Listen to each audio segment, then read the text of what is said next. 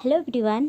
हम बात कर रहे हैं राष्ट्रीय शिक्षा नीति 2023 के बारे में, जिसका जो अनावरण है 29 जुलाई 2020 को इसका ड्राफ्ट प्रस्तुत किया गया था। और इसके बारे में ये भारत की शिक्षा के क्षेत्र में एक पावर हाउस के रूप में इसको जाना जाएगा। ये जो पिछले 3 दशकों से जो शिक्षा चली आ रही है उसमें बहुत ही बड़ा परिवर्तन होने की बात कही जा रही है। पहले हमारी जो शिक्षा प्रणाली थी, जिसमें 6 से 14 वर्ष के बालकों के लिए अनिवार्य शिक्षा की बात की गई थी, अनिवार्य और फ्री एजुकेशन की बात की गई थी।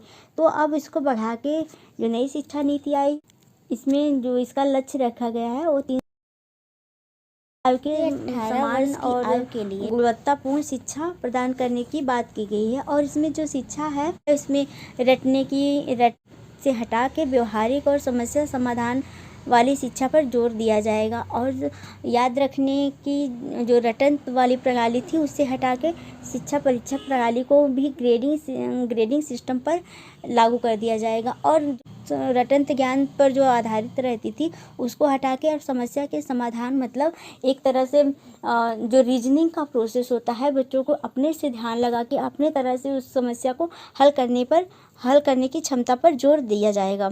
और इसके बाद है ये जो संरचना है, इसकी जो संरचना, जैसे पहले हमारी जो पुरानी प्रणाली थी 10+2 की जगह 5+3+4 की शुरुआत की गई है। और इसका जो लक्ष्य रखा गया है वो 2035 तक उच्च शिक्षा के नामांकन को 50% तक बढ़ाने का लक्ष्य रखा गया है। अब इसमें बात करते हैं 5+3+3+4 संरचना क्या है। तो इसमें नई शिक्षा प्रणाली में एनईपी में जो प्रणाली हुई है 10+2 से 5+3+4 में परिवर्तित किया गया है। और इसमें कहा जा रहा है ये सीखने के नए चरणों को प्रस्तुत करेगा। इसमें शिक्षा के 4 स्टेजेज हैं, जैसे फाउंडेशनल स्टेज है और जिसमें 5 वर्ष दिया जाएगा। और उसके बाद प्रारंभिक स्टेज है जिसमें 3 वर्ष, फिर 3 वर्ष मिडिल स्कूल में, और उसके बाद उच्च शिक्षा है उसमें 4 वर्ष देने की बात की गई है। जैसे 4 वर्ष 9 से 12 तक के जो बच्चे हैं उनको 4 वर्ष तक रखा गया है, तभी इसको 5+3+3+4 कहा जाता है। फाउंडेशनल स्टेज में प्रारंभिक शिक्षा 5 वर्ष तक की प्रारंभिक शिक्षा, जिसको आंगनबाड़ी, पूर्व प्राथमिक और बाल वाटिका भी कहा जाता है, तो पहली और दूसरी और उसके बाद पहली और दूसरी कक्षा को भी शामिल किया गया है। इसमें बच्चों को जब बेसिक शिक्षा दी जाती है तो उनको चित्रों के माध्यम से चित्रों के माध्यम से, खिलौनों के माध्यम से उनको पढ़ाया जाता है। उनकी जो शैक्षिक आधार रहती है उसको मजबूत किया जाता है। इसके बाद है प्रारंभिक चरण में 3 वर्ष की बात की गई है, जिसमें 3 से 5 3rd से 5th तक के बच्चों को शामिल किया गया है, जिनको क्योंकि बेसिक नॉलेज हो जाता है, उनकी शिक्षा आंकिक नॉलेज भी रखा जाएगा। जोड़ घटाना और ठोस शैक्षिक आधार बनाने के लिए छात्रों को अधिक उन्नत विषयों के लिए तैयार करने पर ध्यान केंद्रित किया जाएगा, कि उनको थोड़ा सा और भी अच्छी चीज़ सिखाने का प्रयास किया जाएगा। उसमें मैथ वगैरह भी शामिल किया जाएगा, मैथ, ईवीएस, ये सब चीज़ें उसमें शामिल किया जाएगा। पर्यावरण के बारे में क्या जानते हैं, इन सब के बारे में उनको बताया जाएगा। इसके बाद है मिडिल स्कूल 6 से 8 वर्ष के छात्रों को एक व्यापक सीखने का अनुभव प्रदान करता है, जो माध्यमिक शिक्षा की दिशा में एक कदम के रूप में कार्य करता है।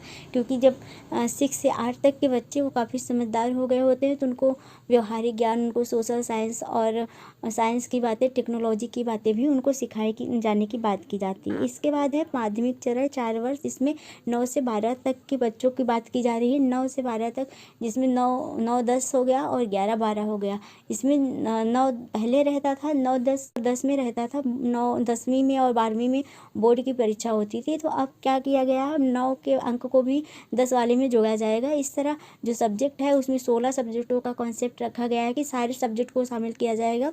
आधा 9 में पढ़ाया जाएगा और आधा 10 में पढ़ाया जाएगा। और उसमें भी 9 को भी सेमेस्टर प्रणाली में 6 महीने में एक एग्जाम लिया जाएगा। वो जैसे एक साल में 2 परीक्षाओं का आयोजन किया जाएगा, जैसे सेमेस्टर प्रणाली होता है उसी तरह इसमें कर दिया गया है, कि बच्चे सेमेस्टर में पढ़ेंगे, 6 महीने के बाद एग्जाम देंगे। 6 महीने तक अगर 16 सब्जेक्ट है, अगर 8 सब्जेक्ट है तो 4 सब्जेक्ट का एग्जाम पढ़ के देंगे, फिर अगले 6 महीने 4 सब्जेक्ट पढ़ के एग्जाम देंगे। इससे कहा जा रहा है बच्चों पे जो बहुत ही ज़्यादा बर्डन पड़ता है तो वो चीज़ नहीं पड़ेगा, और बच्चे अपने अदर प्रतिभाओं पर भी ध्यान दे सकेंगे। और ये भी रहेगा कि जैसे साइंस का बच्चा एक तरफ हो जाता था और आर्ट के बच्चे एक तरफ हो जाते, उनके पास कोई ऑप्शन नहीं रहते थे कि वो किसी और क्षेत्र में जा सके। तो अब ऐसा नहीं है, अगर किसी बच्चे ने साइंस लिया है तो आर्ट में भी जाके वो आर्ट के सब्जेक्ट, संगीत के भी सब्जेक्ट ले सकते हैं। अगर फिजिक्स लिया है तो संगीत के सब्जेक्ट ले सकते हैं। अगर मैथ लिया है तो अदर कोई आर्ट का सब्जेक्ट, सोशल का भी सब्जेक्ट ले सकता है। इस तरह उसका जो विकास है वो हर तरह से हो सकता है, और वो चाहे चाहे जिस विषय में इंटरेस्ट रखता हो उसको अपने मेन विषय के रूप में चुन सकता है।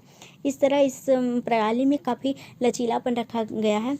और स्कूली शिक्षा में जो महत्वपूर्ण परिवर्तन हुआ है उसके बारे में बात करते हैं, तो इसमें 2025 तक इस शिक्षा को एक मजबूत शैक्षिक नींव सुनिश्चित करना है, जिसमें विद्यार्थियों को मूलभूत साक्षरता और संख्यात्मकता प्राप्त करने पर ध्यान केंद्रित किया जाएगा। संशोधित परीक्षा, जैसे अभी हमने बात किया कि ग्रेड की प्रणाली शुरू कर दी जाएगी। 2, 5, 8 के परीक्षाओं में सक्रिय रूप से भाग लेंगे, और उनका जो मूल्यांकन होगा, क्योंकि ग्रेडिंग सिस्टम रहेगा तो उनके पास मार्क की ये नहीं, मुझे बहुत ज़्यादा बोझ नहीं पड़ेगा। और 10 और 12वीं के लिए बोर्ड की परीक्षाएं द्विवार्षिक और वस्तुनिष्ठ परिणात्मक प्रारूपों में अपनाया जाएगा। अंतः विषय पाठ्यक्रम अंतः विषय बहुभाषी शिक्षा को प्रोत्साहित करती है, कि जो अंतः विषय मतलब हो गया कि अगर जो हमारे पाठ्य पुस्तक पर आधारित शिक्षा है उसके अलावा भी अदर करिकुलम में भी बच्चों का उतना ही भाग लेना हो, उतना ही योगदान हो, जिससे उनमें और भी कौशलों का विकास हो, और उनके जो अदर क्षेत्र में उनके ज्ञान है उनको उनका विकास हो। और कोडिंग का भी इसमें 6ठी कक्षा से कोडिंग का सिस्टम भी प्रारंभ किया जाए। 3 से 18 वर्ष के बच्चों के लिए समान और गुणवत्तापूर्ण शिक्षा प्रदान करना है। ये भी नहीं है जैसे गरीब और अमीर घर के बच्चों में डिफरेंसेस ख़त्म हो जाएंगे, कि उनको एक ही तरह की शिक्षा दी जाएगी। एक ही ये नहीं होगा कि हमारे पास अगर साधन कम है तो हम पढ़ नहीं पाएंगे, उनको स्कूल में ही ये सारी सुविधाएं दी जाएंगी, जिससे उनके बीच का जो अंतर है वो समाप्त हो जाएगा। मूल्यांकन का जो दृष्टिकोण है वो भी याद रखने से हटा के उसको पारंपरिक ग्रेडिंग सिस्टम उसको रखा जाएगा, जिससे कि उनका जो समस्या समाधान है, तार्किक ज्ञान का विकास हो सके। और भाषा क्षेत्र 1 से 5 तक के बच्चों को क्षेत्रीय भाषा में पढ़ाने की बात कही गई है, क्योंकि क्षेत्रीय भाषा में अगर कोई बच्चा स्कूल में आता है तो उसको सबसे पहले अपनी क्षेत्रीय भाषा का ज्ञान होता है। तो इसमें क्षेत्रीय भाषा में पहले उसको सिखाया जाएगा, फिर उसके बाद आगे की भाषा हिंदी और अंग्रेजी के बारे में उसको बताया जाएगा। और निर्देश की भाषा है कि वही भाषा 1 से 5 तक के बच्चों के लिए क्षेत्रीय भाषा का ही प्रयोग किया जाएगा, क्योंकि वो उसमें सबसे पहले सीख सकते हैं। पाठ्यचर्या में परिवर्तन, मौलिक अवधारणा, कौशल और बहुविषयक ज्ञान को पाठ्य पुस्तकों के अलावा भी और विषयों के बारे में जानकारी ले सके, और उनको और एक्स्ट्रा करिकुलम में भी उनको शामिल किया जाएगा। इसके साथ ही प्रौद्योगिकी एकीकरण में टेक्नोलॉजी का भी ज्ञान दिया जाएगा, जिससे स्कूल में ही रहते ही बच्चों को टेक्नोलॉजी की अच्छी समझ हो सके। और समता मूलक शिक्षा में है, शहरी और ग्रामीण शिक्षा में, क्योंकि जैसे शहरी क्षेत्र में है तो बच्चों को बहुत हायर एजुकेशन में इंग्लिश और हर चीज़ में बहुत ज़्यादा तेज़ कर दिया जाता है, और जो गांव में है वो उनको क्षेत्रीय भाषा में पढ़ाया जाता है, उनको वो इतना तेज़ नहीं। उनके बीच का जो अंतर है, शिक्षा में जो अंतर है वो कम हो जाएगा, क्योंकि सभी बच्चों को एक ही जैसा एजुकेशन मिलेगा। और इसके साथ ही शिक्षक गुणवत्ता संवर्धन में है, शिक्षण पात्रता परीक्षा, जैसे टेट और अदर स्टेट के जो टेट के एग्ज़ाम है, शिक्षण पात्रता परीक्षा है, उनको भी लिया जाएगा। और बीच बीच में शिक्षकों को अदर कार्यक्रमों में, शिक्षण संबंधी कार्यक्रमों में शामिल किया जाएगा, जिससे उनको अपनी जो शिक्षण की गुणवत्ता है उसको बढ़ा सके। और व्यावसायिक शिक्षा, इसके साथ साथ ही छात्रों को व्यावसायिक शिक्षा देने की भी बात की गई है, कि अगर वो स्कूल से हटते हैं, उनकी शिक्षा पूर्ण होती है, वो अपना अगर चाहे तो उस तरह का कोई व्यवसाय भी कर सकते हैं। के बारे में जानकारी रखने के लिए और इन सब क्षेत्रों को बढ़ावा देने के लिए राष्ट्रीय उच्च शिक्षा नियामक परिषद की स्थापना की गई है। शैक्षिक संरचना 5+3+3+4 है, और इसमें जो इसका लक्ष्य रखा गया है 2035 तक 50% नामांकन बढ़ाने का लक्ष्य रखा गया है। और इसके बाद है, इसके साथ ही एमफिल उन्मूलन, एमफिल डिग्री को ही ख़त्म कर दिया गया। जो होता था एमफिल डिग्री की आवश्यकता को ख़त्म कर दिया गया है। अब सारे जो अलग अलग क्षेत्रों के सारे एजुकेशन को एक ही शिक्षा व्यवस्था में शामिल कर लिया गया है, तो अब उसकी ज़रूरत को ही ख़त्म कर दिया गया है। इस तरह हमने बात किया कि जो नई शिक्षा प्रणाली है, नई शिक्षा प्रणाली की संरचना क्या है, और ये किस तरह काम करती है, शिक्षा में कितने खंड है, 4 खंडों को में परिवर्तित की गई है, और इसका उद्देश्य क्या है। और शिक्षा जो 10 से 12 बोर्ड परीक्षाएं हैं उसको 2 वर्ष सेमेस्टर प्रणाली में कर दी गई है।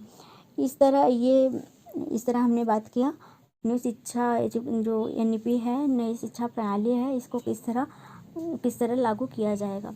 तो आज के लिए इतना ही। Thank you, thanks for watching.